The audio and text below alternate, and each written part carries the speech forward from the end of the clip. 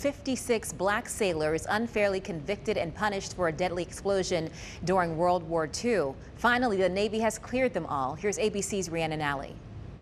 This morning, hundreds of black sailors have been exonerated 80 years after a disaster nearly claimed their lives.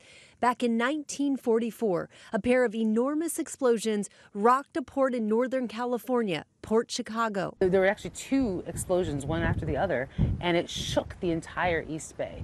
It shattered windows as far away as San Francisco, and it registered as a 3.4 on the seismographs at UC Berkeley. It wasn't just property that was demolished. 320 men were killed, scores more were injured. Most of the dead were black sailors loading the ships with no training in handling munitions and few safety measures.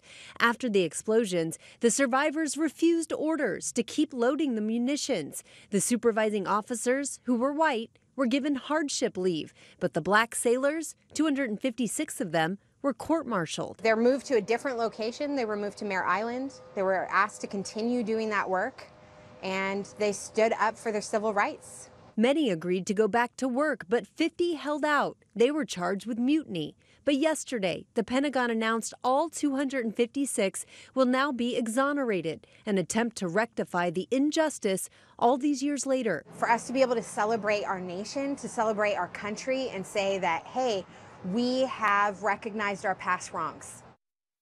Some historians believe the Port Chicago disaster and the treatment of black sailors ultimately led to the desegregation of the military. Rhiannon Alley, ABC News, New York.